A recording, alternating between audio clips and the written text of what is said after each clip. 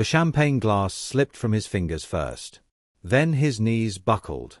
Then 400 people in evening wear watched Dominic Fairfax crumple against the marble floor of his own ballroom, his body betraying every promise of invincibility he had spent 50 years constructing. "I'm a doctor. Everyone step back.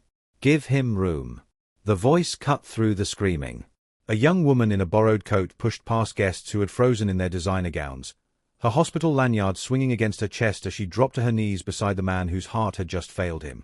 "Sir, can you hear me? Stay with me. Someone get me an AED now." Her hands moved to his neck, finding his pulse with the precision of someone who had done this 1,000 times. She loosened his tie, checked his breathing, began compressions with steady rhythm while the string quartet's final notes dissolved into chaos around her. The man dying on that floor was my ex-husband.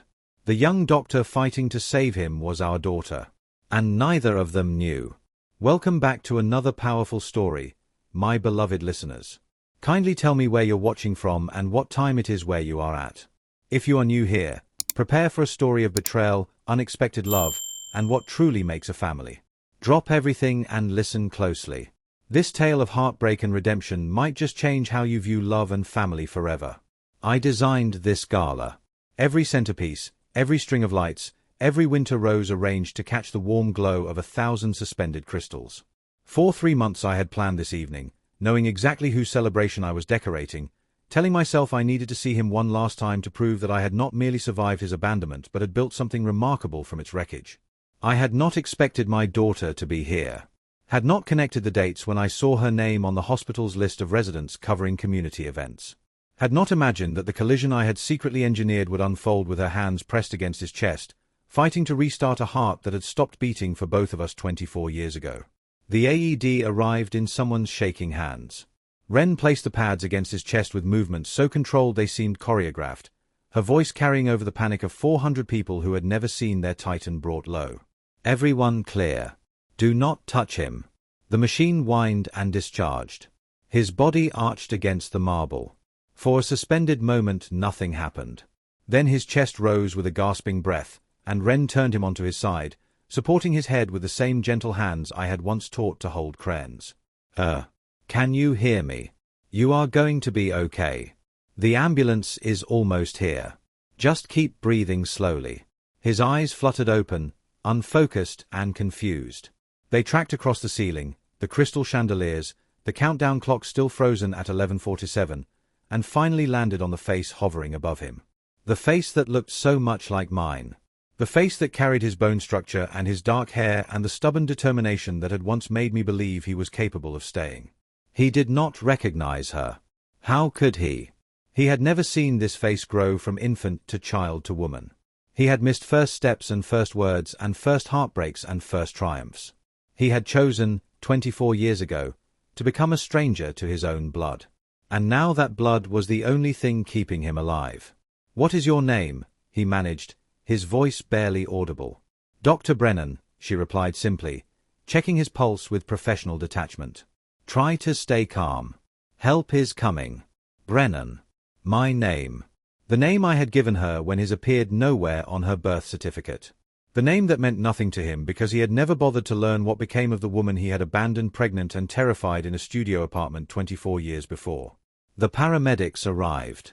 Ren briefed them with clinical efficiency while I stood frozen behind the floral installation I had designed specifically for this moment, watching my past and present collide under the warm glow of lights I had personally strung. Suspected myocardial infarction. I administered one shock from the AED. He regained consciousness approximately 90 seconds ago. Pulse is weak but present. Breathing shallow. He needs cardiac support immediately. They transferred him to the stretcher. As they wheeled him toward the exit, his eyes scanned the crowd of shocked faces, searching for something or someone. They passed right over me. The woman he had once promised forever. Now just another face in professional black among hundreds. And then he was gone, leaving only shattered glass and overturned chairs and the weight of 24 years pressing against my chest like a physical force. "Mom." Ren stood before me, her white coat streaked with someone else's emergency, her face carrying the exhaustion of a resident who had just resuscitated a stranger between appetizers and the midnight countdown. "I knew you were working this event. I did not realize you would still be here when it happened." Are you okay? You look pale. I am fine. I watched her search my face for something she could not name. That was incredible work. You saved his life. I was just doing my job. She straightened her coat, a nervous habit from childhood. The ambulance is taking him to Philadelphia General. I should probably follow. They might need additional information about the intervention. Of course. Go. She kissed my cheek quickly and disappeared through the same doors they had wheeled him through moments before. I stood alone in the wreckage of my carefully planned evening, surrounded by guests who were already murmuring about what they had witnessed, their phones capturing every detail of a Titan's fall. 24 years of silence. 24 years of protecting her from the truth of who her father was and what he had done. 24 years of believing I could keep these two worlds separate forever. And now they had collided in the most public way imaginable, with 400 witnesses and my daughter's hands on his chest and the secret I had carried since before she was born suddenly pressing against the walls I had built to contain it. The countdown clock resumed its march toward midnight. 11:48. 11:49. The new year approaching whether we were ready or not. I was not ready. Had never been ready for this moment. But readiness, I had learned long ago, was a luxury that life rarely offered.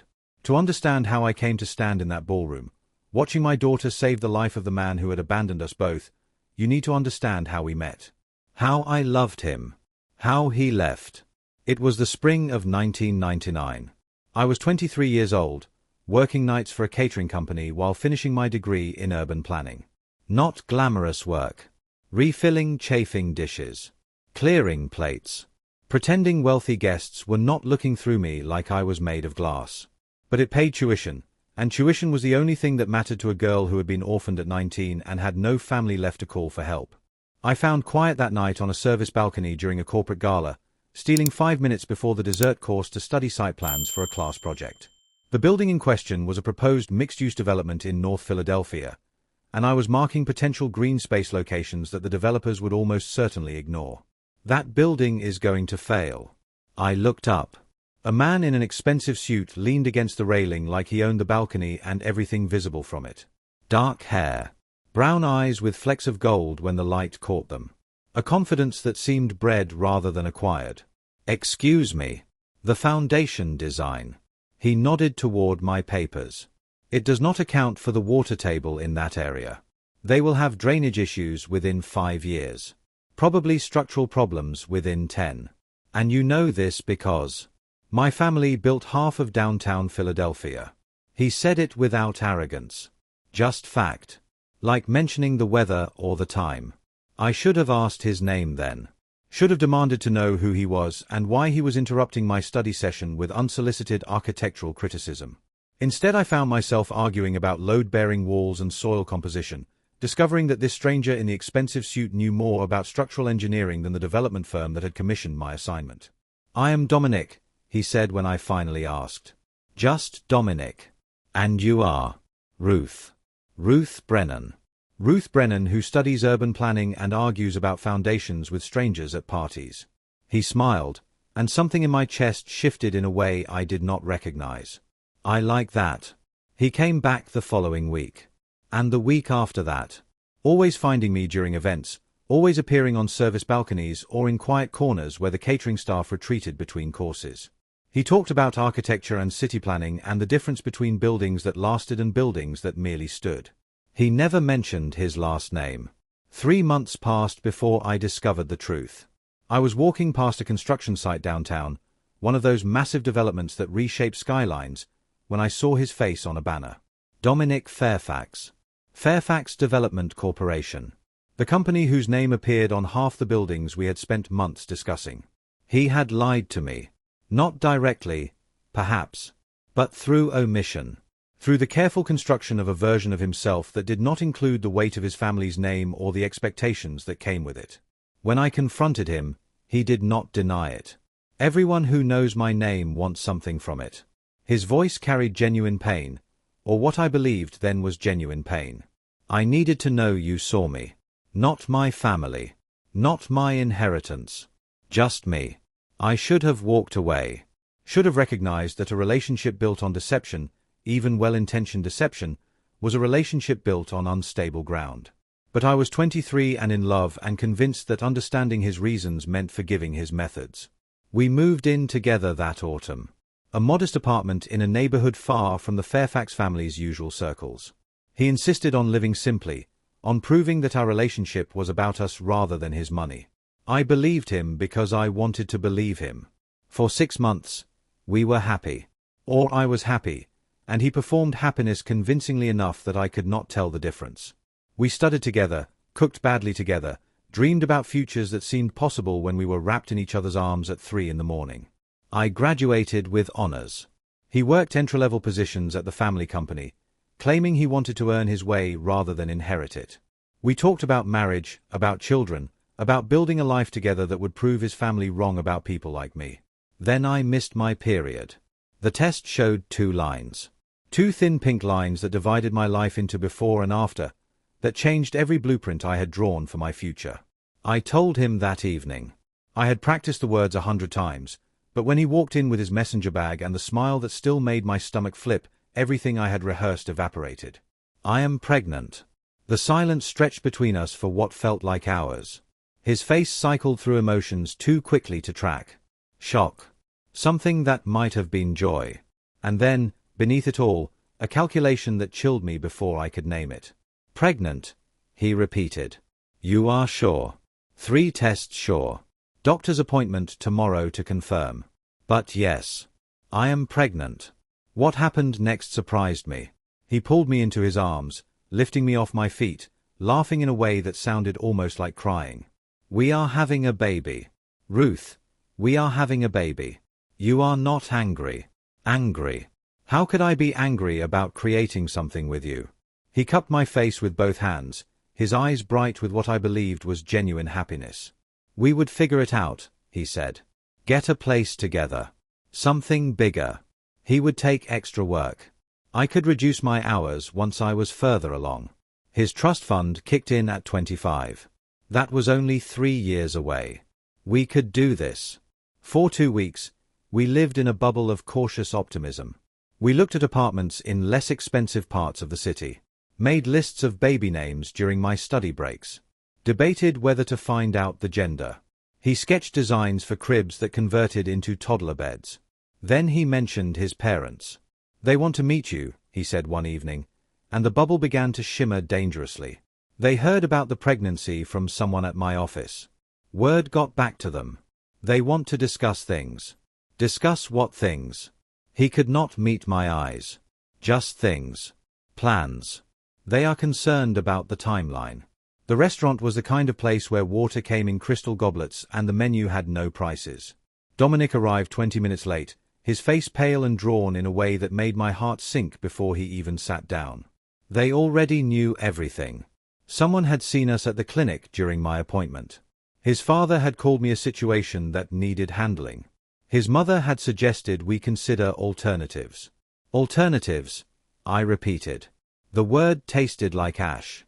You mean abortion? I told them no. His hands shook as he reached for his water. I told them we are keeping the baby. That I love you. That this is my choice. What did they say? My father did not take it well. Richard Fairfax, I learned that night, did not simply get angry. He got strategic.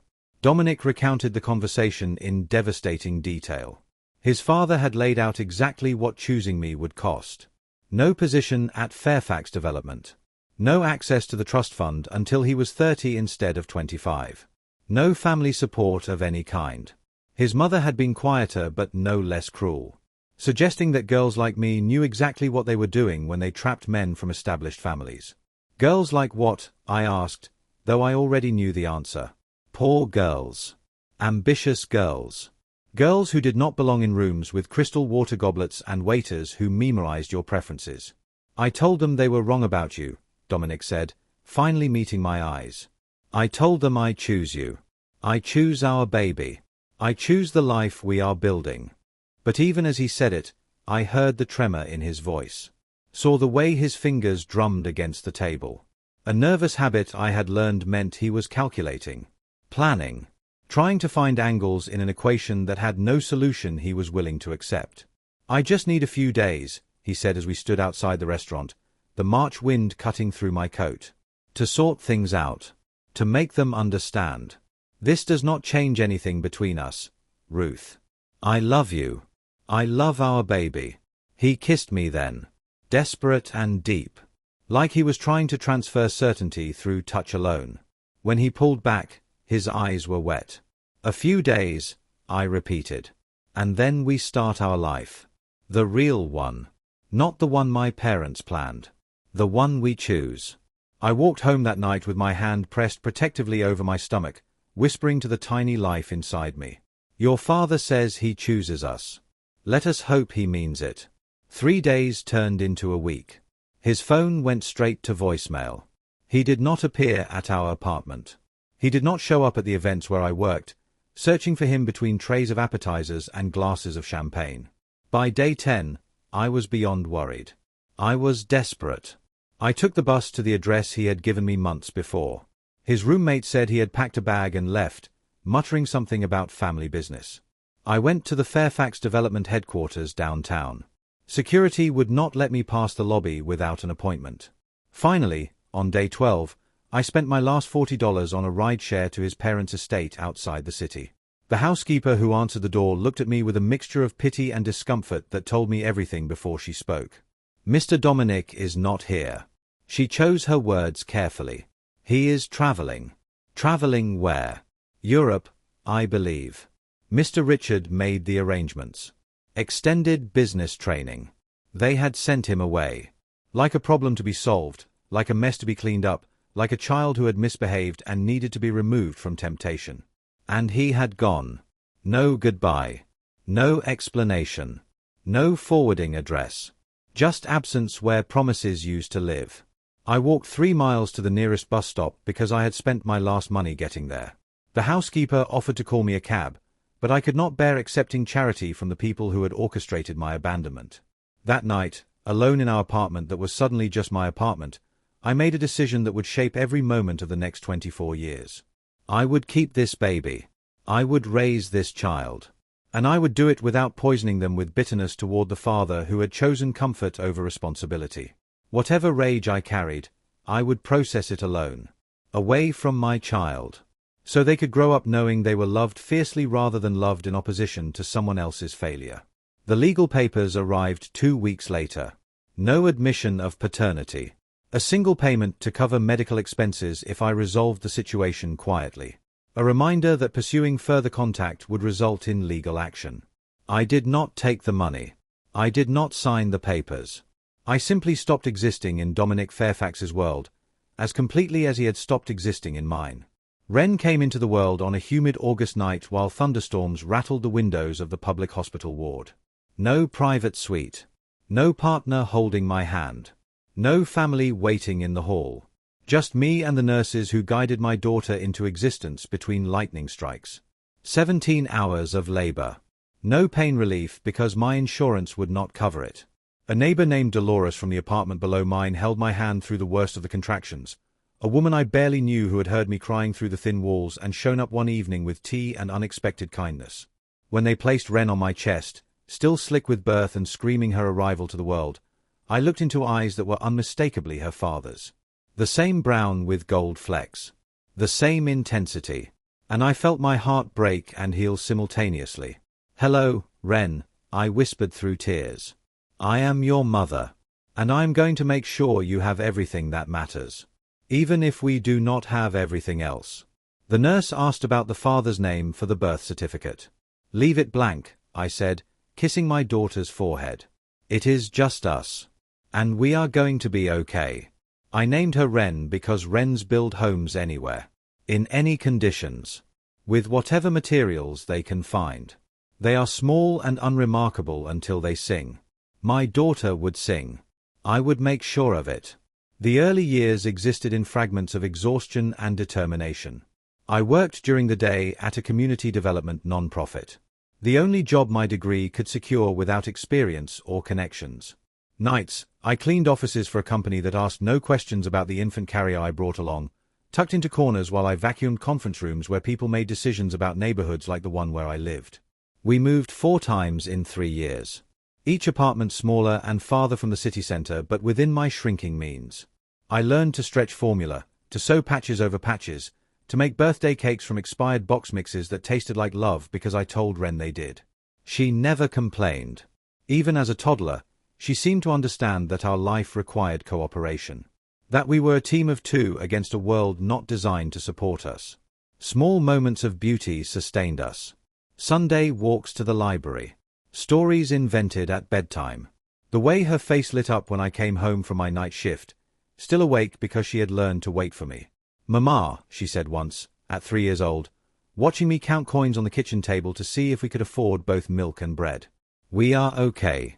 "Yes, baby." I pulled her onto my lap, breathing in her little girl smell of soap and applesauce. "We are okay." She patted my face with her small hand. The gesture she had developed to comfort me when she sensed I was struggling. "I help carry things," she announced solemnly. "I am strong. You are the strongest person I know." The question about her father came when she was 8. We were walking home from the library, her small hand in mine, when we passed a playground. A man was teaching his daughter to pump a swing higher. Their laughter carried across the distance like music from another world. "Where is my daddy?" I had rehearsed this conversation 100 times. Had practiced answers in the shower and while scrubbing floors and during the long bus rides between my multiple jobs. I was still not ready. "Your daddy lives somewhere else. He was not able to stay with us." "Why not?" I knelt on the sidewalk so I could meet her eyes. Sometimes grown-ups make choices that hurt the people who love them. Not because those people are not worth loving, but because the grown-ups are not brave enough to stay. She was quiet for half a block, processing with the seriousness that had always made her seem older than her years. "Is that why you work so much?" "Because he is not here to help." The question pierced something I had tried to keep protected. "Partly. But also because I want to build a good life for you. That takes time and effort." "I could help." She squeezed my hand with surprising strength. "I am very good at carrying things. You help by being exactly who you are. That is all I will ever need." She hugged me fiercely right there on the sidewalk, her thin arms tight around my neck. I held her until my knees ached and the sun started setting. That night, after she fell asleep, I cried in the bathroom with the shower running so she would not hear. Not from self-pity. I had burned through that years earlier. But from the weight of being everything for someone who deserved so much more. Ren discovered medicine through tragedy. When she was 12, our downstairs neighbor Dolores collapsed in her kitchen. The same woman who had held my hand during Ren's birth. The woman who had become something like family in a city where we had no one else. A stroke. By the time the ambulance arrived, it was too late. Ren did not cry at the funeral. Instead, she came home and asked me for books about the human body. About what happened when things went wrong inside people. About how doctors knew which parts were breaking. I took her to the library every week after that. She read anatomy textbooks at 13. Memorized cardiac rhythms at 14. Started volunteering at a free clinic at 16. Not as a patient, though we could have qualified, but as someone who organized files, who cleaned examination rooms, who watched the doctors work with the intensity of someone taking mental notes for a future she was already designing. "I am going to be a cardiologist," she told me the summer before her senior year. "Hearts are what break. Hearts are what I will fix." The certainty in her voice reminded me of her father. The analytical mind. The confidence that bordered on arrogance. But the compassion beneath it. The drive to heal rather than to build. That was mine. That was what I had planted in her through 17 years of showing up even when showing up seemed impossible. "Medical school costs more than most houses," I said carefully. "The years of training. The debt. Then I will get scholarships. Work, study. Loans if I have to." She met my eyes with the same determination I had felt the night I decided to keep her. "Mom, I have watched you make impossible things happen my whole life. This is not impossible. It is just hard. The kids you will be competing with have tutors. Test prep. Connections. I have something they do not." "What is that?" "I have a reason." She paused, choosing her words. I have seen what happens when people in neighborhoods like ours do not have doctors who understand them, who know what it means to choose between medicine and groceries. I want to be the doctor I never had. From that day forward, Ren became a machine of purpose. She woke at 5 in the morning to study before school. When the electricity got cut for non-payment during her junior year, she studied by candlelight, joking that if it worked for people centuries ago, it could work for her now. She took every advanced placement class her underfunded school offered, then taught herself the ones they did not through library books and borrowed laptops. Her essays for college applications were not about overcoming poverty as an abstract concept. They were about the teenager who died from an asthma attack 2 buildings over because the nearest hospital was 40 minutes away by bus. About watching neighbors use the emergency room as primary care because no doctor within 10 miles accepted their insurance. About health inequality that was not statistics but faces she knew and names she could list. The acceptance letter arrived on a Tuesday in March. Thin enough to be a rejection but heavy with possibility. We sat at the kitchen table, the same table where she had studied for thousands of hours, and opened it together. Dear Miss Brennan, we are pleased to inform you of your acceptance to the University of Pennsylvania School of Medicine. The rest blurred as we both started crying. Then laughing. Then crying again. 18 years of sacrifice and struggle and stubborn faith collapsed into that single moment. We had done it. Not me. Not her. Us. That night we celebrated with pizza from the place on the corner and grocery store cake.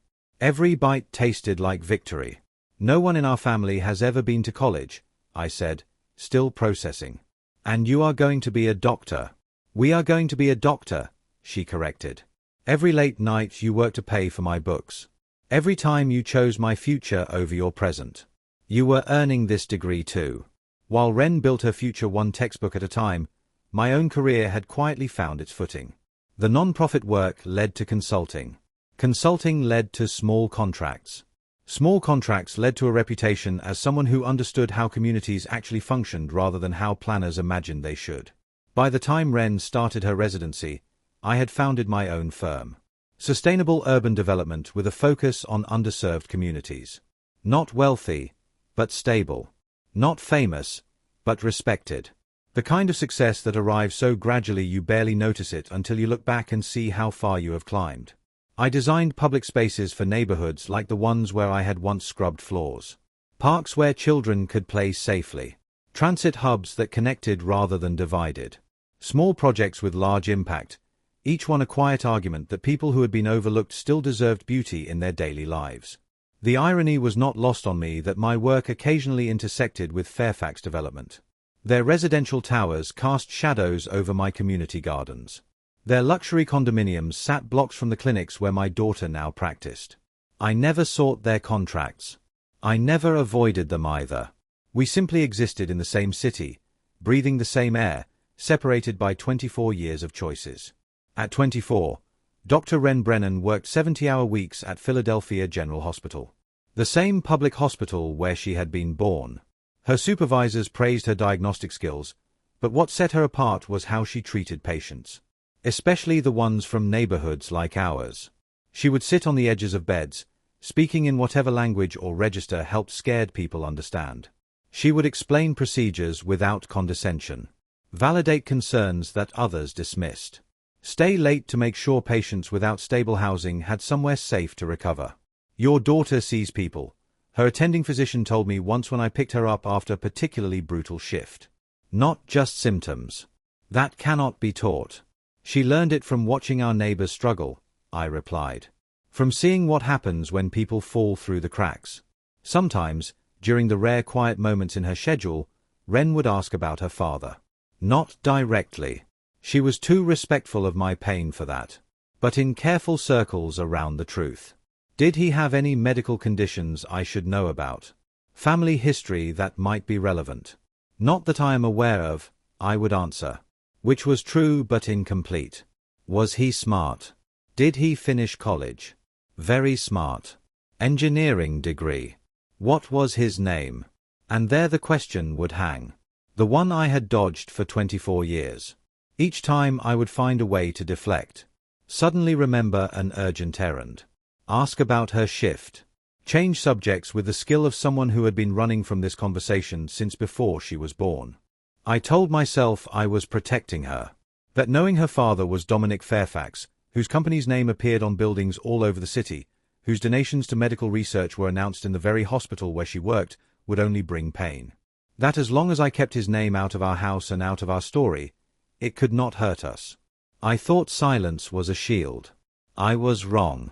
The email arrived on a Thursday morning in September. The sender listed as Fairfax Development Corporate Events. I stared at the name for a full minute before my hands started shaking. It was professional. Direct. My firm had been recommended by several previous clients for their annual New Year's Eve gala. Would we be interested in submitting a proposal for an event hosting 400 guests at Fairfax Tower? Budget generous. Timeline tight. Exposure invaluable.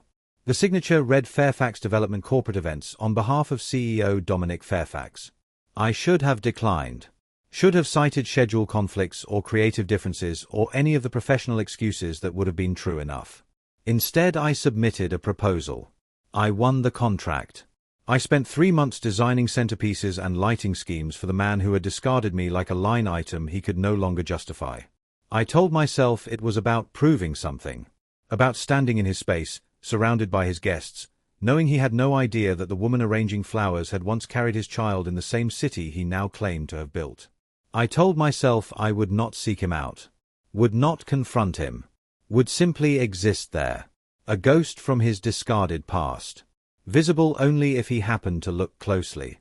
The planning meetings occurred through intermediaries. His assistant Jonathan. His events coordinator. Never Dominic himself.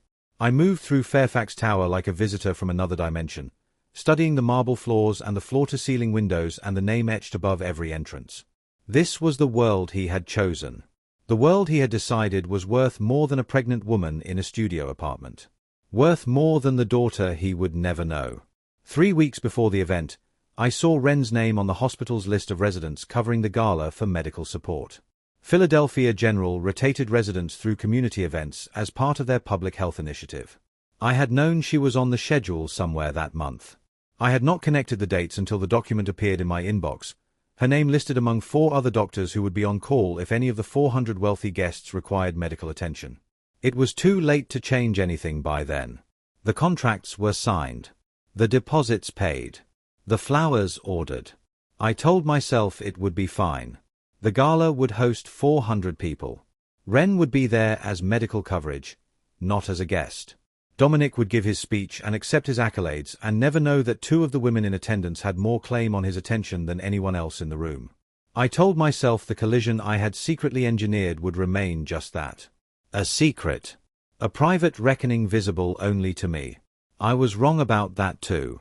December 31st arrived with unseasonable warmth and a sky the color of brushed steel. I spent the morning at Fairfax Tower, overseeing the final preparations. The transformation I had designed was complete.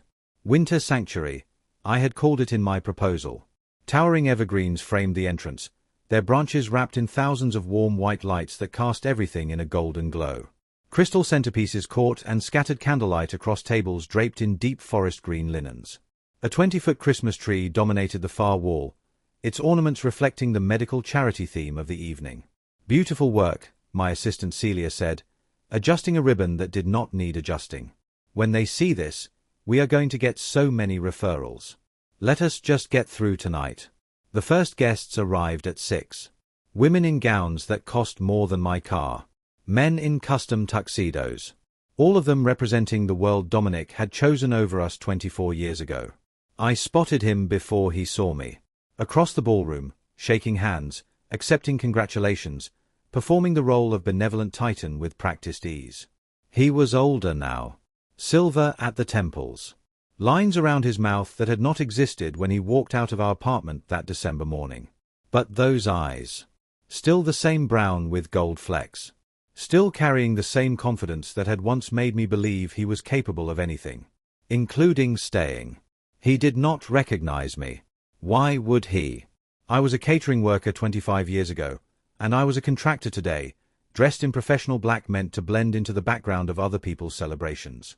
I watched him work the room for 2 hours, accepting praise for the medical research his company funded, speaking eloquently about healthcare access in underserved communities. The irony was sharp enough to draw blood. Then Ren arrived. She entered through a side door, her hospital badge visible beneath her borrowed evening coat, her face carrying the focused calm of someone prepared for emergencies. She scanned the room with professional assessment. Exit points. Crowd density. The location of the nearest defibrillator. She did not notice me at first. I was behind the floral installation, adjusting arrangements that did not need adjusting, watching my daughter move through a crowd that included her father. For 2 hours, all three of us existed in the same space without any of them knowing what connected us. Dominic gave his remarks about legacy and building things that last. Ren circulated among the guests, answering questions about the hospital partnership. I supervised the staff and pretended my heart was not hammering against my ribs. Then 11:45 arrived. Dominic took the podium for his midnight address. The crowd gathered close, champagne glasses raised, countdown clock glowing behind him. He spoke about second chances. About recognizing what matters before it is too late. About the importance of investing in communities that the world had overlooked. Every word felt like it was meant for me. Every pause felt loaded with meaning that only I could hear. And then his hand went to his chest. And his words slurred. And his body betrayed every promise of invincibility he had spent 50 years constructing. I watched him fall. Watched the champagne glass shatter. Watched the screams ripple outward. And then I watched my daughter push through the crowd, drop to her knees beside him, and begin the work of saving his life. I am a doctor. Everyone step back. Give him room. Her hands on his chest. Her voice cutting through the panic. Her face so focused, so calm, so completely unaware that the heart she was fighting to restart belonged to the man who had abandoned her before she drew her first breath. The paramedics arrived. They wheeled him away. Ren briefed them with clinical efficiency and then turned to find me in the crowd. Mom. You look pale. Are you okay? I am fine. The lie tasted like ash. That was incredible work. You saved his life. I was just doing my job. She straightened her coat. I should probably follow to the hospital. They might need additional information. Of course. Go. She kissed my cheek and disappeared through the same doors they had taken him through. And I stood alone in the wreckage of my carefully planned evening, knowing that the secret I had protected for 24 years could not survive another night. The countdown clock reached midnight. Somewhere in the distance, fireworks exploded over the Philadelphia skyline. Guests who had witnessed the drama were filtering out, their shocked whispers filling the space where celebration should have been. I should have gone home. Should have waited until morning to face what was coming. Instead I found myself in my car, driving toward Philadelphia General, toward the collision I could no longer prevent. Because Ren would ask questions. She always asked questions. And I had spent 24 years running out of ways to avoid answering them. The truth was coming. Whether I was ready or not. The hospital waiting room was exactly as I remembered from the night I had given birth there 24 years before. Harsh fluorescent lighting. Plastic chairs designed for discomfort. The smell of antiseptic and fear. Ren was already there when I arrived. Still in her evening coat. Still carrying the aftermath of what she had done on her face. Mom. She looked up when I entered. What are you doing here? I needed to see if you were okay. She studied me with the same intensity she applied to patients. Her diagnostic gaze that missed nothing. I am fine. He is stable. They are doing an emergency catheterization. Multiple blockages apparently. The attending says he would have died within the hour if I had not been there. I sat down beside her. The plastic chair cold even through my dress. Ren. There is something I need to tell you. She turned to face me fully. And in that moment I saw her not as my daughter but as the woman she had become. A physician. A healer. Someone who dealt with hard truths every day. What is it? Her voice was gentle but steady. Whatever it is, just tell me. I took a breath. 24 years compressed into a single exhale. The man you just saved. The billionaire CEO whose heart stopped on New Year's Eve. She waited. His name is Dominic Fairfax. And he is your father. The fluorescent lights buzzed overhead. The distant sound of hospital machinery beeped its eternal rhythm. Somewhere down the hall, a phone rang unanswered. Ren did not move. Did not blink. Her face cycled through emotions too quickly to track. Shock. Disbelief.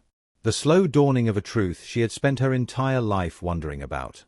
My father, she repeated. The words hollow. Yes. The man whose gala you designed. The billionaire whose company I have seen on half the buildings in this city. The philanthropist who funds the medical research I cite in my papers. Yes. She stood abruptly, paced the small waiting area, turned back to face me. You knew. Her voice cracked for the first time since childhood. You knew all this time. Every time I asked about him. Every time I wondered who he was and where he was and why he left. You knew exactly where to find him. I knew. 24 years, Mom. 24 years of he was not ready and he had his reasons. You let me think he was some broke college kid who could not handle responsibility. Not a billionaire who chose money over us. He did choose money over us. That part was true. But you took that contract. Her voice rose despite herself. You designed his gala. You knew I would be there as medical coverage. You knew there was a chance we would be in the same room. And you did not tell me. I was going to tell you. After the event. After I had time to find the right words. The right words. She laughed, but there was no humor in it. Mom, I just saved his life. I put my hands on his chest and restarted his heart. I stayed calm and focused and did my job because that is what you taught me to do. And the whole time, you knew. The accusation hung between us. The first real fracture in 24 years of absolute trust. I was protecting you. From what? From knowing where I came from. From making my own choices about whether to reach out or let it go. You were not protecting me. You were deciding for me. She was right. I had told myself for so long that silence was safety. That keeping his name out of our house would keep his absence from hurting her. But she was not a child anymore. Had not been a child for years. You are right. The admission cost me more than I had expected. I should have told you sooner. I was afraid that knowing who he was would make you spend your life trying to earn love from someone who had already proven he could walk away. I was afraid you would measure yourself against his success and feel inadequate. So instead I measured myself against a blank space on my birth certificate. She sat back down, suddenly exhausted. Do you know what that is like? Growing up knowing that someone chose not to be there. Wondering if something was wrong with me. If I was the reason he left. Ren. I reached for her hand. She let me take it. He left because he was a coward. Because his parents threatened to cut him off if he stayed. Because choosing us would have cost him everything he thought he wanted. That had nothing to do with you. But I deserved to know. I deserved to make my own choice about whether to reach out. To try. To at least understand where half of me came from.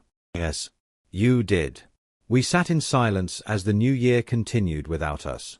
Somewhere in this hospital, surgeons were fighting to save the life of a man who had never known his daughter existed. A man who had walked away before she was born and built an empire on the foundation of that abandonment. What do I do now? Ren asked finally. Her voice small in a way I had not heard since she was a child. That is your choice. Not mine. Not his. Yours. She looked toward the double doors that led to the cardiac wing. Beyond them, her father lay sedated while doctors repaired the damage his heart had sustained. I just saved his life, she said quietly. I saved my father's life. And I did not even know it was him. I know. Part of me wants to walk in there right now. Demand answers. Make him look at me and see what he missed. That is understandable. And part of me wants to walk away. Pretend this night never happened. Let him go back to being a name on buildings instead of a person who abandoned me. That is understandable too. She turned to face me. Her eyes bright with unshed tears. What did you do? When he left? How did you survive it? I looked at my daughter. At the woman she had become. At the doctor who saved lives and the child who had once offered to help carry things because she was strong. I decided that his choice did not get to define mine. I decided that I would raise you without poisoning you with bitterness. That whatever anger I felt, I would carry alone so you could grow up knowing you were loved. Not loved in opposition to him. Just loved. You never said a bad word about him. Her voice cracked. Even when I asked. Even when I pushed. You just said he was not ready. Because you were not his punishment. You were his loss. And I wanted you to know that. She was crying now. Silent tears tracking down her face. I pulled her close, holding her the way I had when she was small and the world felt too big. I am so sorry, I whispered into her hair. I thought I was protecting you. But I see now that I was also taking something that belonged to you. The right to your own story. We stayed like that as the hospital hummed around us. The year had changed. Everything had changed. And somewhere beyond those double doors, the man who had started all of this lay fighting for a second chance he had not yet earned. The doors swung open. A surgeon in scrubs approached us, his face carrying the careful neutrality of someone about to deliver news. Are you the family of Dominic Fairfax? Wren looked at me. I looked at her. Yes, she said finally. We are family. The surgeon nodded. He is stable. We placed 2 stents. There was significant blockage. Another 30 minutes and we would be having a very different conversation. He looked at Wren with professional respect. Your intervention at the gala saved his life. I was doing my job, she said quietly. You did it well. He glanced at his tablet. He is asking to see family. He will be groggy from the sedation, but he is conscious. Wren stood. Her shoulders squared. Her face composed into the professional mask I recognized from 1,000 small crises she had faced and overcome. I will see him, she said. Alone. Are you sure? She looked at me with eyes that were still wet but steady. I spent 24 years wondering who he was. I think I need to see for myself. She walked toward the double doors. Paused. Turned back. Mom. Thank you. For everything. For all of it. Even the parts that hurt. Then she was gone. Through the doors. Down the hallway. Toward the man who had never known she existed. And I sat alone in the waiting room, watching the new year dawn through windows that needed cleaning, wondering what would happen when my daughter finally faced the father who had abandoned her before she drew her first breath. The fluorescent lights continued their eternal hum. The world continued its eternal turning. And somewhere beyond those doors, 24 years of silence were about to finally break. The waiting room clock read 3:17 in the morning when Wren disappeared through those double doors. I sat in the plastic chair that had molded to my exhaustion, watching the minute hand crawl forward while my daughter faced the man who had abandoned us both. I did not know what she would say to him. Did not know if she would reveal the truth or maintain professional distance. Did not know if she would demand answers or simply observe the man whose absence had shaped her entire existence. 24 years of protecting her from this moment, and now it was happening beyond my reach. Beyond my control. As it should have been all along. The hospital hummed its eternal rhythm around me. Nurses passed in soft-soled shoes. A janitor mopped the hallway with mechanical precision. Somewhere a phone rang and was answered. The ordinary machinery of a place built to handle extraordinary crises. I thought about the night Wren was born. This same hospital.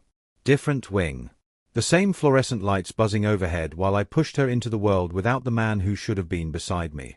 I thought about the morning he left. The way he could not meet my eyes. The careful distance in his voice as he explained that his future could not include me. I thought about 24 years of double shifts and stretched paychecks and birthday cakes made from discount box mixes. 24 years of answering questions about her father with carefully constructed half-truths. 24 years of watching her grow into someone remarkable while wondering if he ever thought about what he had walked away from. Now he would know. Now he would see. And whatever happened next was no longer mine to control. The doors opened at 4:23. Wren emerged looking older than she had an hour before. Her face carried the weight of something I could not name. Not anger exactly. Not grief. Something more complicated. Something that would take time to understand. She sat down beside me without speaking. We stayed that way for several minutes, watching the sky begin to lighten through the waiting room windows. He cried, she said finally, when I told him who I was. When I said that the doctor who saved his life was the daughter he never knew existed. He cried. What did he say? He said he was sorry. That he had been a coward. That his parents had manipulated him, but that did not excuse his choices. He said he thought about us every year on my birthday, even though he did not know the exact date. She paused. Her hands folded in her lap with the precision of someone trying to hold themselves together. He guessed August. Because that was when you were due when he left. He remembered that. He remembered a lot of things. She turned to look at me. Mom, he said his father blocked communications. Intercepted letters. Made it impossible for him to reach you. He said he tried to come back. That he bought plane tickets 4 different times in that first year. And you believe him? I do not know what I believe. She stood and walked to the window. The Philadelphia skyline was beginning to take shape in the grey morning light. I know that he seemed genuine. I know that he was crying in a way that did not seem performed. But I also know that he had 24 years to find us if he really wanted to. His father could not have stopped him forever. No. He could not have. She pressed her palm against the cold glass. He asked if he could meet you. When he is recovered. He said he needs to apologize. To explain. To take responsibility for what he did. And what did you tell him? I told him that was not my decision to make. She turned back to face me. Her eyes were dry but red-rimmed. Mom, I am not asking you to forgive him. I do not even know if I want to forgive him.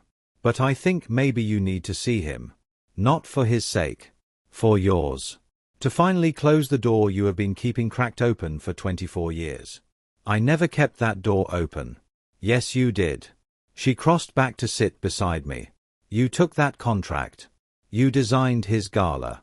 You put yourself in a position to see him even though you knew it would hurt. Some part of you needed something from that encounter. Closure. Vindication. Proof that you survived. I do not know what it was. But you would not have done it otherwise. She was right. She was always right.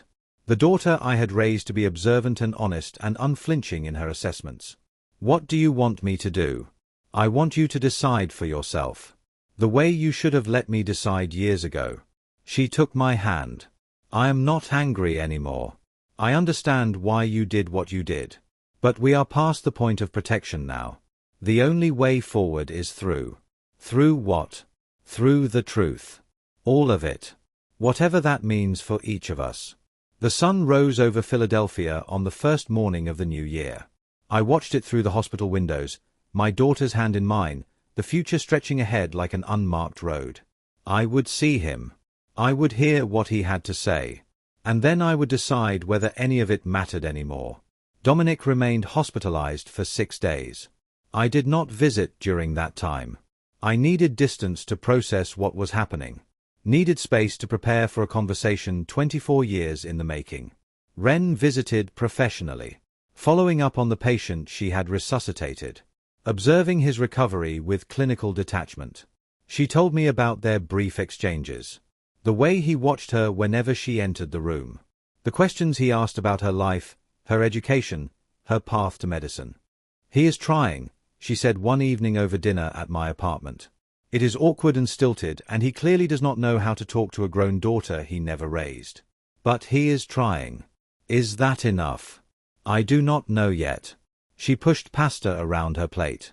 I told him I was not ready to call him Dad. That he had not earned that title. He said he understood.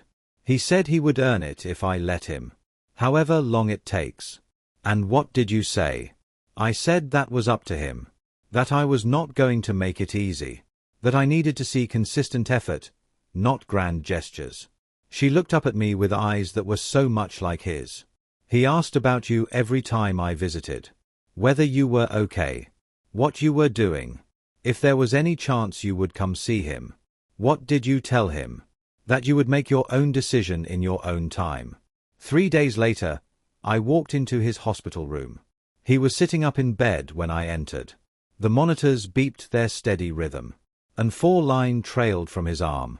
Without the tailored suits and executive presence, he looked diminished. Human. Mortal. His eyes found mine immediately.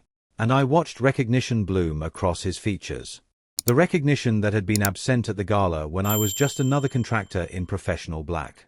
Ruth. My name in his voice after so many years felt like a physical blow. Dominic. I stood near the door, maintained distance, studied the man who had once been my entire world and had chosen to walk away from everything we might have built together.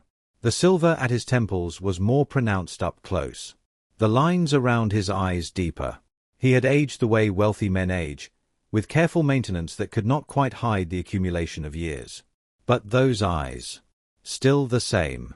Still carrying the gold flecks that had caught the light on a balcony 25 years ago when he told me that building was going to fail. You designed the gala. His voice was hoarse. Whether from the intubation or emotion, I could not tell. I did not realize until after. When Ren told me. All those meetings with my staff, and I never knew it was you. Would it have mattered? Of course it would have mattered. Why? What would you have done differently? He was quiet for a moment. The monitor beeped. The fluorescent lights hummed. I do not know. That is the honest answer. I do not know what I would have done. I spent 24 years not knowing what to do about you. About me. Or about the daughter you abandoned before she was born. He flinched. The words landing exactly as I intended them to. Both. All of it. I have thought about you every single day, Ruth. Every morning when I wake up and every night before I fall asleep. I think about that apartment. About the plans we made. About the morning I left. And thinking was enough for you. Thinking was sufficient penance while you built towers and collected awards and let the world call you a great man. No. His voice cracked. Thinking was torture. But it was the torture I deserved, and I did not have the courage to do anything about it. I crossed to the window. The Philadelphia skyline stretched before me. Buildings I recognized. Developments I had worked on or around or in spite of. The physical evidence of 25 years of parallel lives. Your daughter grew up in the shadow of your buildings. Did you know that? She walked past them on her way to underfunded schools. She looked up at them from neighborhoods you would never have visited. She became a doctor in a hospital that accepts the charity of your foundation. I know. Ren told me. She told me everything. Not everything.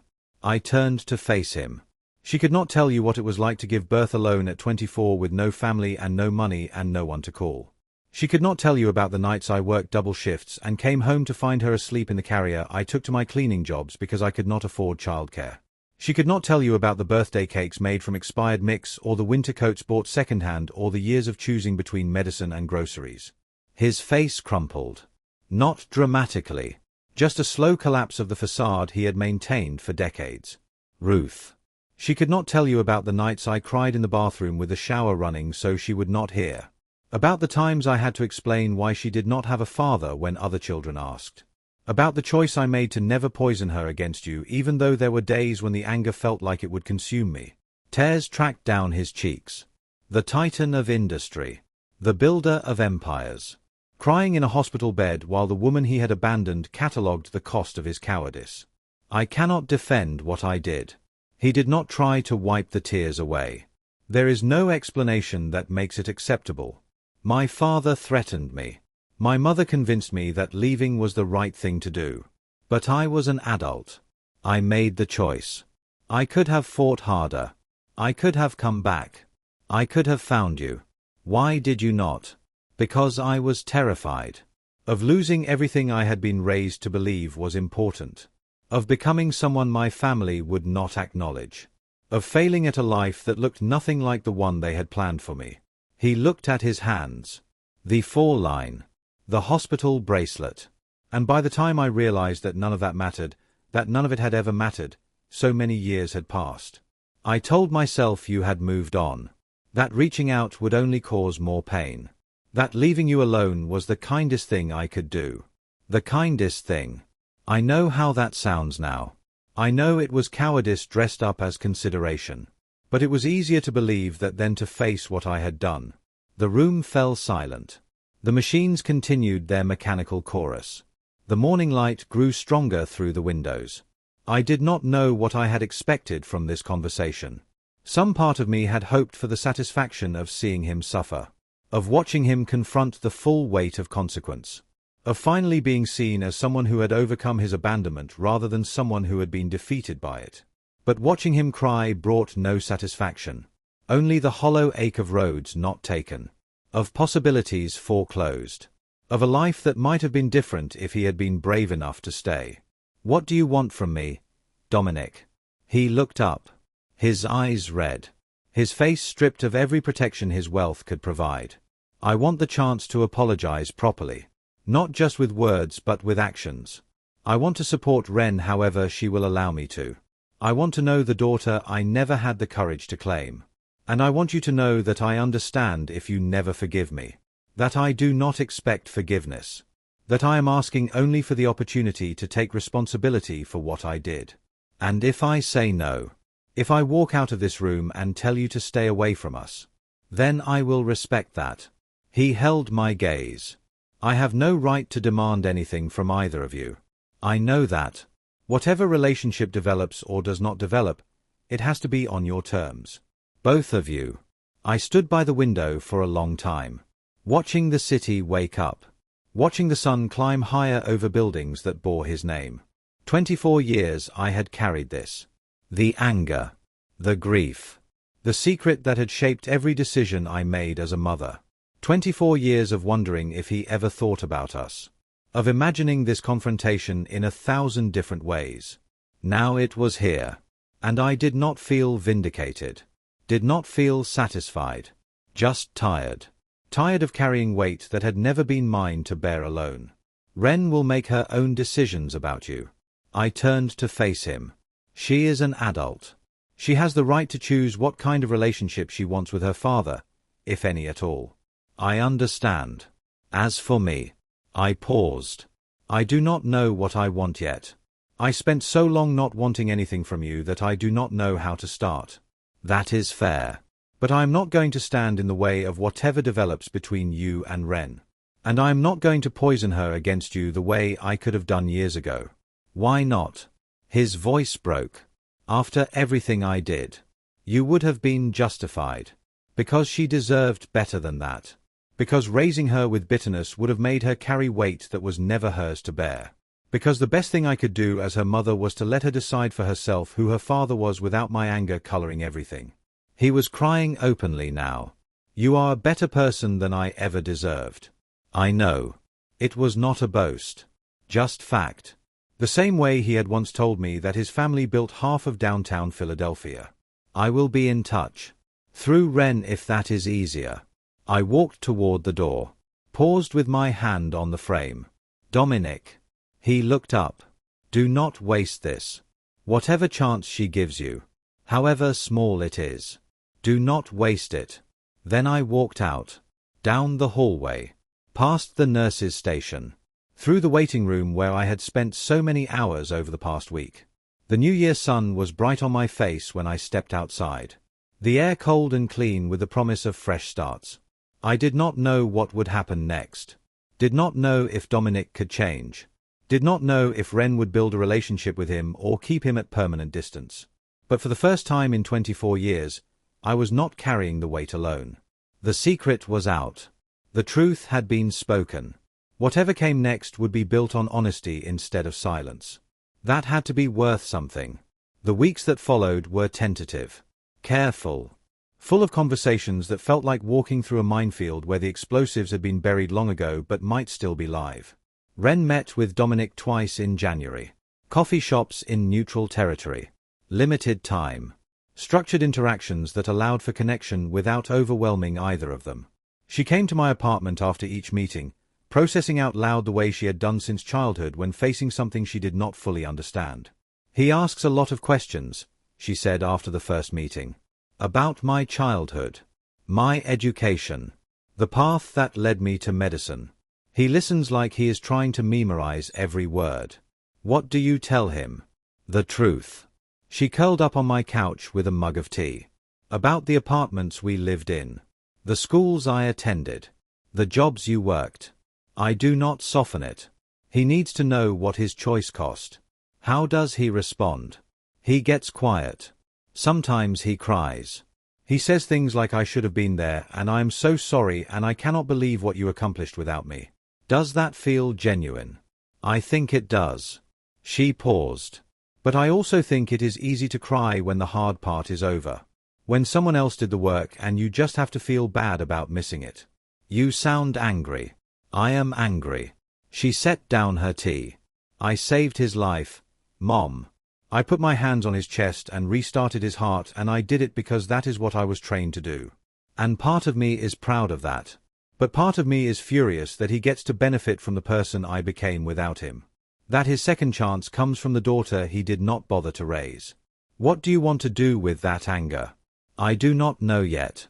Use it, I guess. Channel it into something productive the way you taught me to do. I reached over and squeezed her hand. You do not owe him anything. Not a relationship. Not forgiveness. Not even these coffee meetings if they become too much. You are doing this because you choose to. And you can stop choosing at any time. I know. She squeezed back. But I also want answers. Want to understand how someone walks away from their own child. Want to see if he is capable of real change or if this is just guilt performing redemption. That is fair. And maybe. She hesitated. Maybe I want to see what having a father feels like. Even if it is too late for it to matter the way it would have when I was 5. The second meeting went better than the first. They discovered shared interests. Both loved architectural design, though he approached it from engineering and she from the perspective of hospital layouts and patient flow. Both had terrible taste in action movies. Both overthought decisions to an almost pathological degree. He still does not feel like Dad, Ren told me afterward. He feels like a stranger I am getting to know. A stranger who happens to share my bone structure and my tendency to drum my fingers when I am thinking. Is that okay? I think so. She smiled for the first time since New Year's Eve. He is trying. Really trying. Not just showing up but listening. Taking notes about things I mention. Remembering details from previous conversations. That is something. It is more than I expected, honestly. I thought he would try to buy a relationship. Expensive gifts. Offers to pay off my student loans. That kind of thing. Has he? Once. Early in the first meeting. He offered to write a check for my remaining debt. I told him that was not what I was there for. That if he wanted to know me, he had to earn it with presents, not money. What did he say? He apologized. Put his wallet away. Asked me about my first year of residency instead. That is progress. I think so too. February brought more meetings. Dinners instead of coffee. Longer conversations. The slow accumulation of shared experiences that might eventually become the foundation for something more. Ren still called him Dominic. Not Dad. She was clear that the title had not been earned and might never be. He accepted this without argument, grateful for whatever access she allowed. I watched from a distance. Not hovering but observing. Ready to step in if she needed support. Ready to step back if she needed space. Dominic sent me emails occasionally. Updates on his cardiac rehabilitation. Reports from his doctors. Proof that he was taking this second chance seriously. He never pushed for meetings. Never demanded more than I was willing to give. Just quiet persistence. The steady work of someone who understood that trust, once broken, could only be rebuilt through consistent action over time. In March, Ren asked if I would join them for dinner. I hesitated. Not because I did not want to see how their relationship was developing, but because I was not sure what role I played in it anymore. Why? I asked. Because you are part of this. She sat across from me at my kitchen table. You are the reason I exist. The reason I became who I am. Whatever relationship I build with him, it does not replace or diminish what we have. I know that. Do you? She leaned forward. Because sometimes I think you are standing so far back that you are missing what is happening. He is not trying to replace you. He could not even if he wanted to. But he is part of my story whether I like it or not. And I want you there while I figure out what that means. The dinner was held at a restaurant I had walked past 100 times but never entered. The kind of place where reservations were required weeks in advance and the prices were not listed because if you had to ask, you could not afford it. Dominic was already seated when we arrived. He stood as we approached, nervous in a way I had never seen him during the months we were together. Back then he had carried confidence like armor. Now he seemed uncertain of everything. His posture, his smile, the proper way to greet the daughter he was still learning and the woman he had abandoned decades before. Ruth. Thank you for coming. Ren asked me to be here. I know. But still. Thank you. We Saturday. Ordered drinks. Made small talk that felt strained and artificial. The weather. The city. A recent development project that his company had completed. Slowly, imperceptibly, the conversation deepened. Dominic asked about my work. Not just polite questions but detailed inquiries about my projects, my methodology, my vision for the communities I served. You design spaces for people who have been overlooked, he said at one point. That is remarkable work. It felt necessary. He nodded. I have spent my career building towers. Monuments to efficiency and profit. Your work is the opposite. Small scale. Human scale. Focused on impact rather than income. That is by design. I know. He paused. I have been thinking a lot about legacy. About what it means to build something that lasts. For years I thought it meant structures. Steel and glass and concrete. But watching what Ren has become, what you built without any of the resources I had access to, I am starting to think legacy is something else entirely. What? It is the people you raise. The values you instill. The way you treat the ones who have no power over you. He looked at me directly. You gave our daughter everything that matters. I gave her nothing. And she still saved my life. She saved your life because that is who she is. Not because of who you are. I know. That is exactly my point. The dinner lasted 3 hours. By the end, something had shifted between us. Not forgiveness. Not reconciliation. But the beginning of understanding. The first fragile threads of connection between people who might have been strangers forever if his heart had not failed on New Year's Eve. As we left the restaurant, Dominic pulled me aside. Ruth. There is something I need to ask you. What? I have thought about this for weeks. Trying to find the right moment. The right words. And I realize there are no right words. So I am just going to say it. He took a breath. Steadied himself. Would you consider letting me try to make things right? Not as partners. I am not asking for that. I have no right to ask for that. But as someone who shares a daughter with you. As someone who wants to be present for whatever comes next. As someone who needs to prove that he can be better than he was. I studied his face in the restaurant's warm light. The lines. The silver hair. The eyes that still carried gold flecks when the light caught them just right. What does make things right look like to you? I do not know exactly. But I imagine it starts with showing up. Consistently. Without expectation. Earning trust through action instead of promises. Respecting whatever boundaries you set while proving that I can be relied upon. And if you fail, if you get bored or scared or distracted by something easier, then you will know I have not changed. And you can walk away without regret. I thought about it. The risk.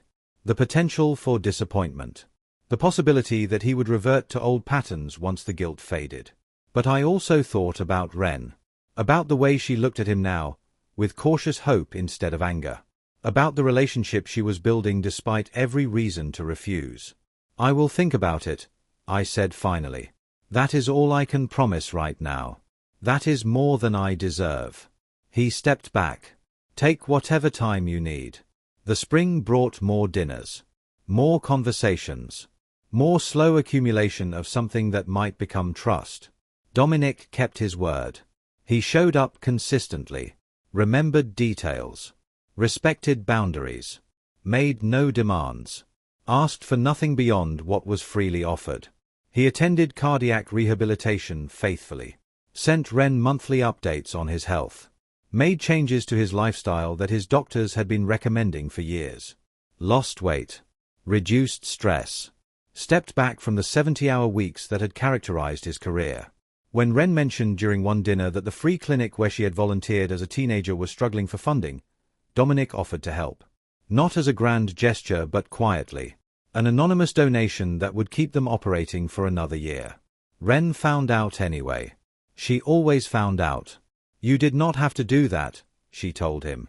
I know. But you told me that clinic was where you first wanted to become a doctor. It mattered to you. So it matters to me. That is manipulative. Is it? He looked genuinely uncertain. I was trying to support something you care about. It feels like you are trying to buy my affection. Then tell me to stop. If anonymous donations to causes you care about feel like manipulation, I will stop. I am not trying to buy anything. I am trying to show that I am paying attention. That what matters to you matters to me. But if that crosses a line, I need you to tell me.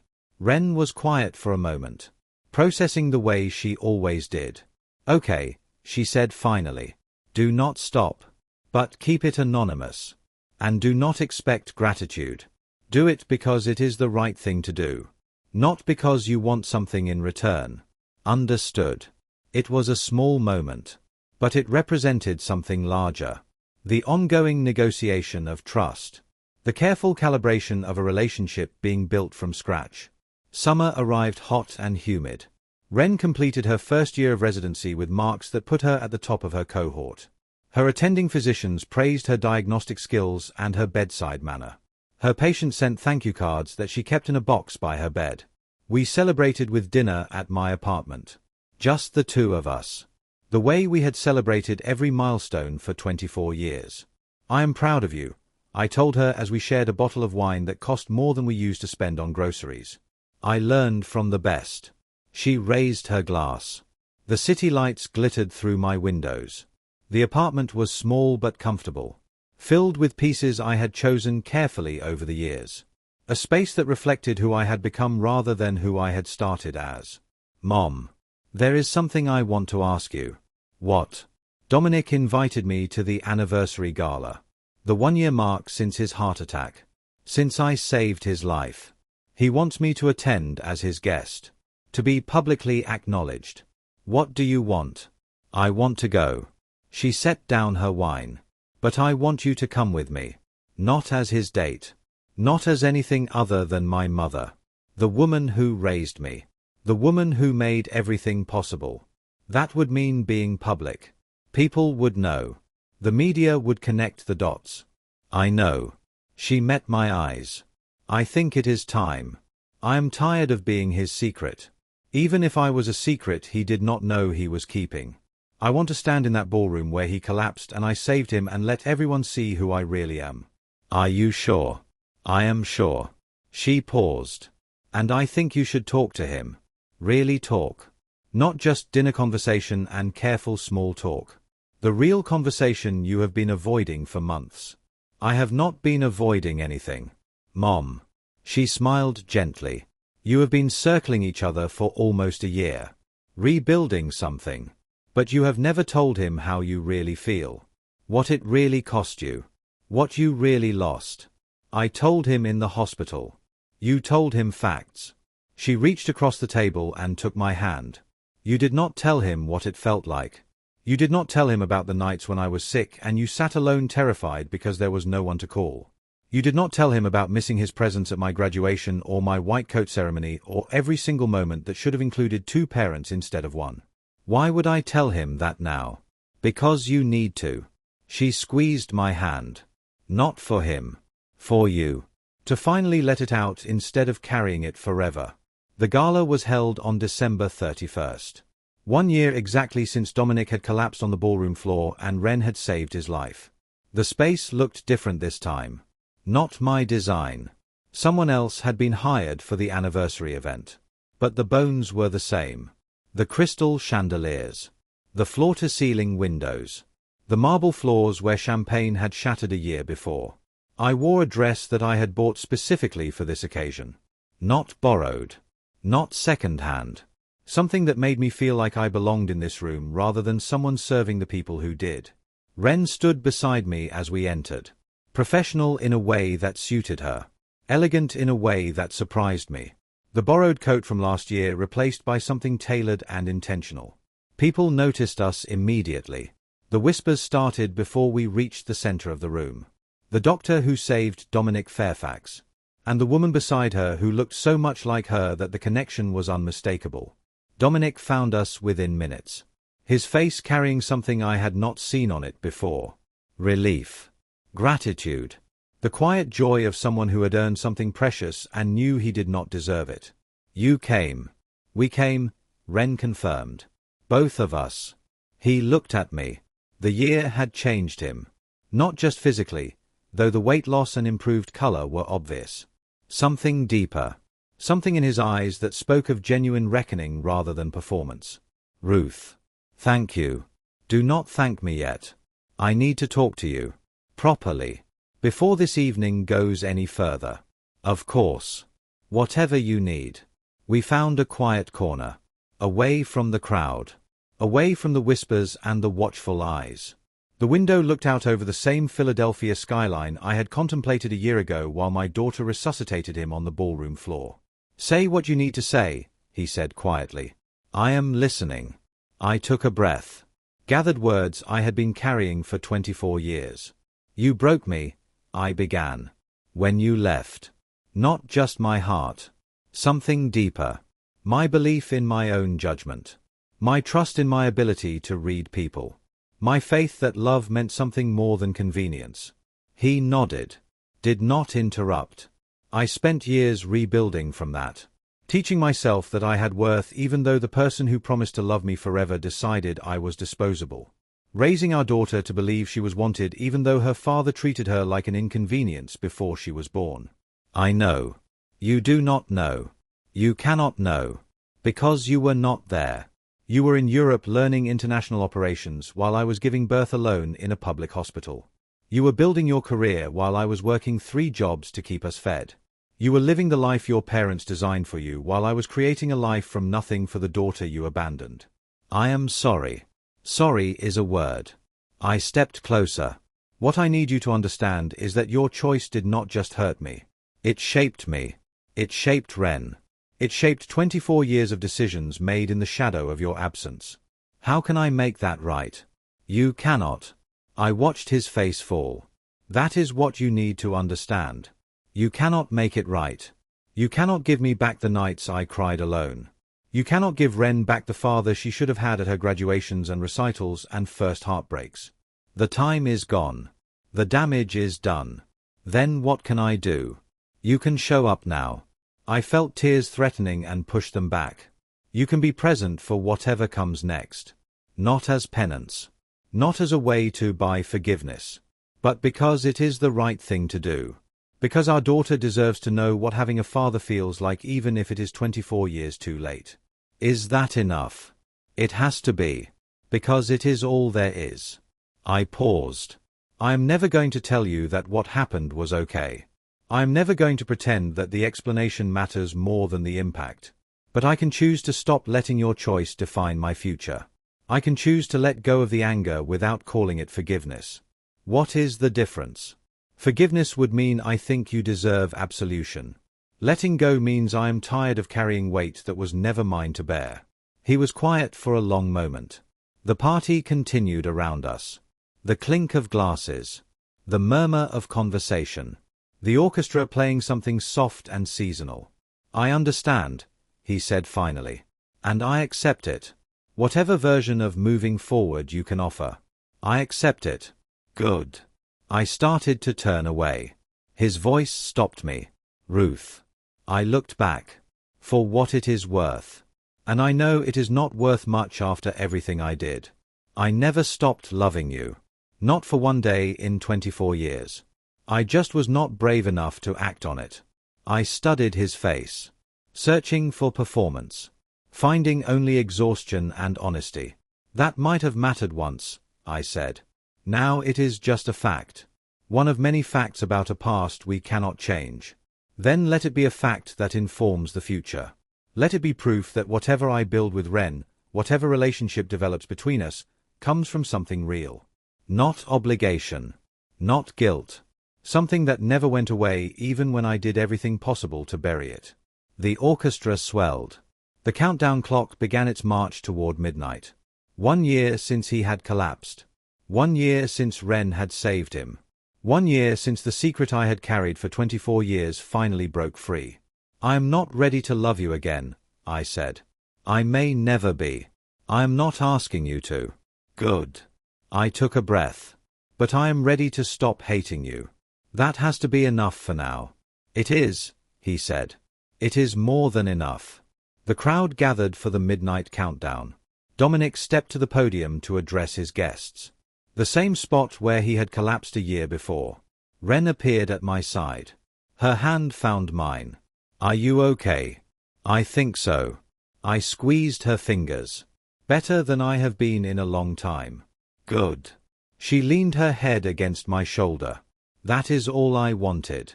The countdown began. 10, 9, 8. Dominic's voice carried over the crowd. Speaking about second chances. About the doctor who had saved his life. About the family he had found in the aftermath of his own failure. 7, 6, 5. He looked directly at us. At Ren. At me. The woman he had loved and left and lost. 4, 3, 2. I realized, in that suspended moment before the new year, that I was not angry anymore. Not carrying the weight I had borne for so long. 1. The room erupted in cheers. Champagne popped. Confetti fell from somewhere in the ceiling. And I stood beside my daughter in the ballroom where everything had changed, watching the man who had abandoned us both try to become someone worthy of the second chance he had been given. It was not a happy ending. Not exactly. There were still questions without answers. Relationships still being negotiated. Trust still being earned. But it was something. A beginning rather than an ending. A door opening instead of closing. The months that followed brought more of the same slow work. Dominic continued showing up. Continued earning whatever small increments of trust we were willing to extend. Continued proving that he was capable of change even if he could never undo the past. Ren graduated from residency 2 years later. Dominic sat in the audience beside me. Not as her father in any official sense. But present. Visible. Choosing her in a way he had failed to do before she was born. She called him Dad for the first time at the reception afterward. Quietly. Almost accidentally. Then again with intention. He cried. She let him. I watched from across the room, holding a glass of champagne I had not yet tasted. Something settled in my chest. Something I had not known I was still carrying. This was not the life I had imagined at 23. Not the future I had dreamed of when I first fell in love with a stranger on a balcony. But it was mine. Built from the wreckage of his choices and the determination of my own. A life that proved abandonment does not have to be destiny. That the people who discard you do not get to determine your worth. My daughter was a doctor. My career was thriving. And the man who had left us both was slowly becoming someone who deserved to be in our lives. Not because he had earned redemption, but because we had chosen to give him the chance to try. That evening, after the celebration had ended and the guests had gone home, Ren came to my apartment. She sat on my couch the way she had done 1,000 times before. Tucked her feet beneath her the way she had since childhood. "Thank you," she said. "For what?" "For raising me without bitterness.